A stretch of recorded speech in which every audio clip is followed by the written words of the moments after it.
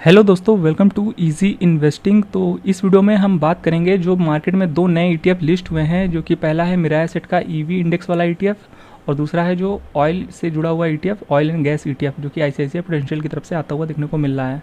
और दो ही ईटीएफ बहुत ही हाल ही में अभी लिस्ट होते हुए देखने को मिले हैं। तो इस वीडियो में हम ये जानेंगे कि कौन सा ईटीएफ अच्छा है। बाकी कुछ आप लोग के क्वेश्चन भी लेंगे, जैसे कि कुछ लोग के क्वेश्चन थे कि यहाँ पर ये जो ईवी इंडेक्स ईटीएफ है, ये यहाँ पर निवेश करना कैसा रहेगा, क्योंकि जो अभी ईवी की हालत है वो थोड़ी सी मतलब कि मार्केट में उतना ईवी नहीं चल रहा है अभी, और ये फ्यूचर की चीज़ें हैं और आने वाले 5 साल में ईवी बढ़ सकता है, पर क्या अभी निवेश करना अच्छा होगा या फिर नहीं, ये भी हम देखेंगे। और साथ ही साथ जैसा कि लोग के ये भी क्वेश्चन है कि आने वाले समय में जो ऑयल से जो कार वगैरह या व्हीकल्स वगैरह चलते हैं और जो डीजल पेट्रोल वाली गाड़ियां हैं वो तो आने वाले समय में बंद हो जाएंगी, तो क्या यहाँ पर निवेश करना सही है या फिर नहीं, तो ये सारा क्वेश्चन हम लेने वाले हैं। तो चलिए शुरू करते हैं वीडियो को। तो देखिए, सबसे पहले बात करते हैं मिराय एसेट के Nifty EV and new age automotive ETF के बारे में, जिसका कि प्राइस है 33.50। तो मेन क्वेश्चन है कि ईवी का जो ग्रोथ है वो अच्छा है, आने वाले समय में ये अच्छा सेक्टर है निवेश करने के लिए, पर क्या अभी जिनका व्यू 1 साल 1.5 साल 2 साल का है उन्हें क्या इसमें निवेश करना चाहिए या फिर नहीं, क्योंकि ईवी को लोग कह रहे हैं कि हाँ अच्छा स्कोप है पर थोड़ा सा लॉन्ग टर्म में, और ये आप भी मानते हैं क्योंकि अभी जो मार्केट में चीज़ें हैं वो पेट्रोल डीजल वाली गाड़ियाँ ज़्यादा चल रही हैं एज़ कम्पेयर टू ईवी।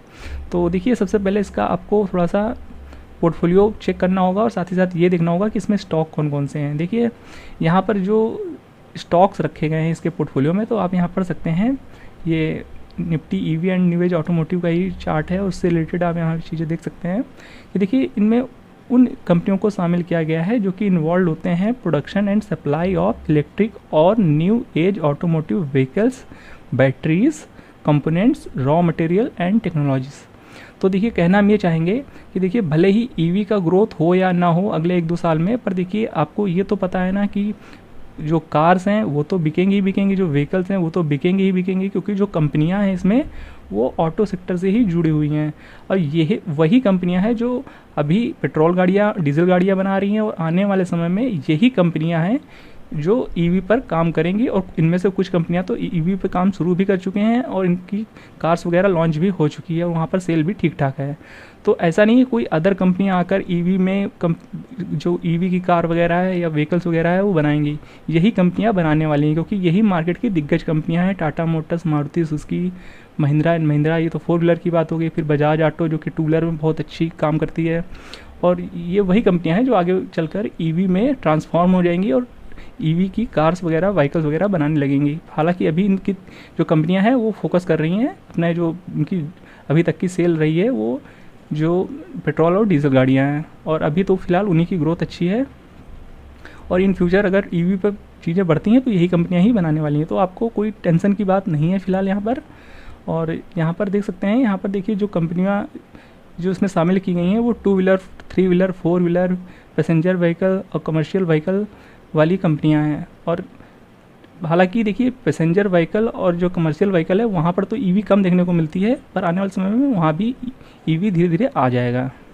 तो कहने का मतलब है आपको टेंशन लेने की जरूरत नहीं, कंपनियाँ वही हैं, और यहाँ पर ऑटो सेक्टर बढ़ेगा तो जाहिर सी बात है ये सेक्टर अच्छा परफॉर्म करेगा ही करेगा। अब फिर चाहे ईवी के थ्रू ऑटो सेक्टर अच्छा करे या फिर जो आपकी पेट्रोल और डीजल जो करंट वाला सिस्टम है उस पर ये स्टॉक अच्छा करें। तो कहने का मतलब है यहाँ पर ग्रोथ अच्छी है, चाहे ईवी बढ़े चाहे पेट्रोल और डीजल वाली गाड़ियाँ बढ़े, पर ये सेक्टर का ऊपर जाना लगभग तय रहेगा।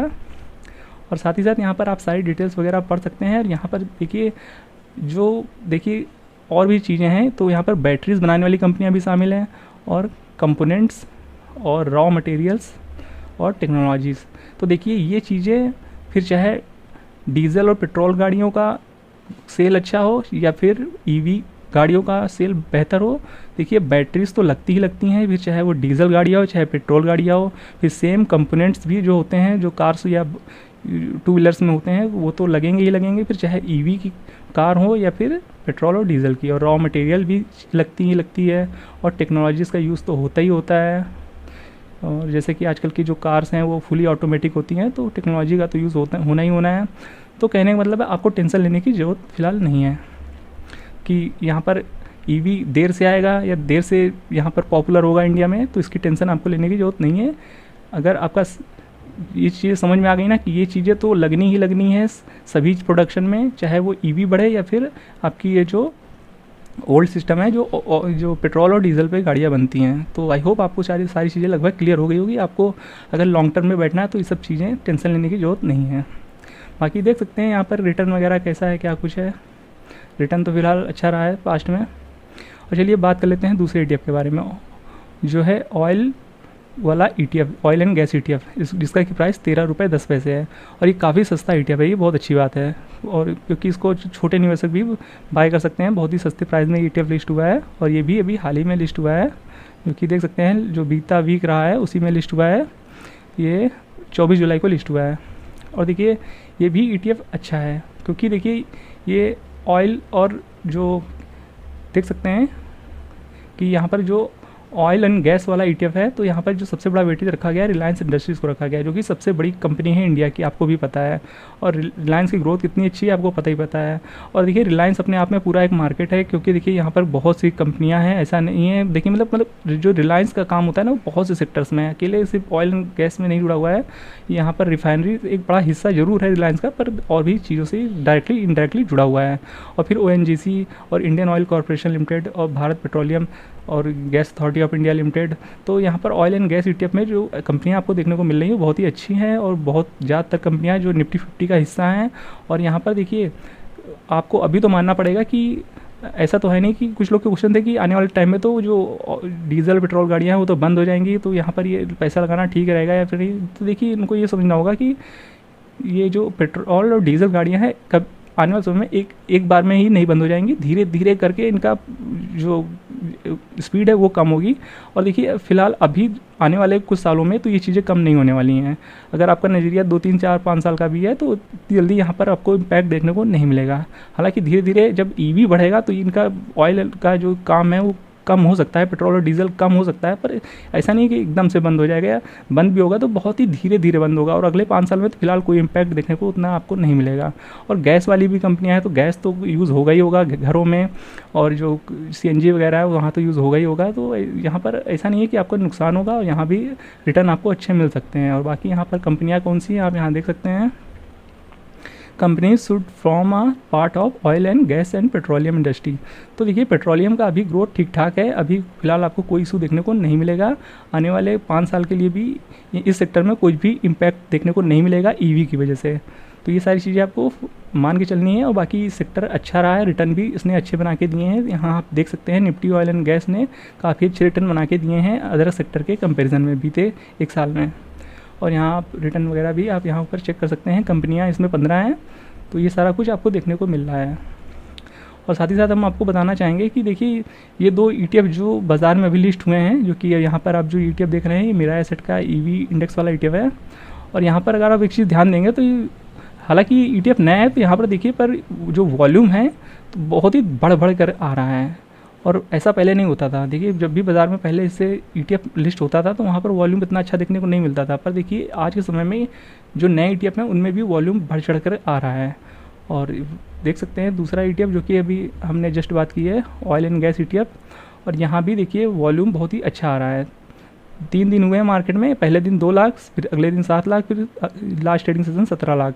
तो आज बढ़ कर इसमें वॉल्यूम आ रहा है। तो देखिए इन दोनों ETF में वॉल्यूम का फिलहाल कोई इशू नहीं है, और ये क्रेडिट भी एक तरह से जो लोग जागरूकता फैला रहे हैं ETF को लेकर के तो उनको भी जाता है। क्योंकि देखिए पहले कोई बाज़ार में ETF लिस्ट भी हो जाता था, लोगों को पता भी नहीं चलता था, पर जैसे कि अब मार्केट में लोग अच्छा काम कर रहे हैं और एक अवेयरनेस फैला रहे हैं ETF को लेकर के यूट्यूब पर, तो इससे जो आम निवेशक है उनको ETF के बारे में पहले इन्फॉर्मेशन मिल जाती है, जिससे अब लोग ETF में निवेश कर रहे हैं। उस हिसाब से फिर उसमें इम्पैक्ट भी देखने को मिल रहा है, वॉल्यूम भी अच्छा आ रहा है। तो ये सारी चीज़ें एक तरह से अच्छी हैं मार्केट के लिए, क्योंकि जितना ज़्यादा लोग ETF की तरफ स्विच होंगे तो उनके लिए एक अच्छा होगा। तो देखिए यहाँ पर लगभग हमने सारी चीज़ें बात कर दी हैं कि देखिए दोनों ही ETF अच्छे हैं, लॉन्ग टर्म में बैठेंगे तो कोई दिक्कत नहीं होगी, और यहाँ पर रिटर्न अच्छे बन सकते हैं दोनों ही ETF में। तो आई होप आपको थोड़ा सा इसमें हेल्प मिली होगी इस वीडियो से कि यहाँ पर दोनों ही ETF सेफ़ हैं, लॉन्ग टर्म के लिए अगर बैठेंगे तो कोई भी दिक्कत आपको नहीं आने वाली है। और यहाँ पर फिलहाल EV ETF तो बहुत ही लोग निवेश करना चाहते हैं EV सेक्टर में, तो यहाँ पर एक ग्रोथ बहुत ही अच्छी है। और साथ ही साथ ऑयल एंड गैस ETF अगले कुछ सालों में आपको ऐसा नहीं है कुछ इसमें नेगेटिव इम्पैक्ट देखने को मिलेगा EV की वजह से। ये भी हमने लगभग सारी चीज़ें क्लियर कर दी है। तो दोनों ETF अच्छे हैं, आप दोनों में ही लंबे समय के लिए निवेश कर सकते हैं। हालांकि मार्केट अभी एकदम लाइफ हाई पर है, तो इस चीज़ का आपको ध्यान रखना है कि कोई बड़ा निवेश अभी मत करिएगा। आप छोटे मोटे अमाउंट से एंट्री लेना चाहते हैं तो ले सकते हैं, और हाई गिरावट में थोड़ा थोड़ा करके बाय कर सकते हैं, और लंबा व्यू रखिए, हाई गिरावट में बाय करने की कोशिश करिएगा, क्योंकि आप यहाँ पर एक बार में पैसा बिल्कुल भी मत लगाइएगा। तो लगभग सारी चीज़ें हमने यहाँ पर क्लियर कर दी है। आई होप ये वीडियो आपको इन्फॉर्मेटिव लगा होगा। वीडियो पसंद आया हो तो वीडियो को लाइक और चैनल को सब्सक्राइब करना बिल्कुल भी मत भूलिएगा। मिलते हैं नेक्स्ट वीडियो में, तब तक के लिए गुड बाय।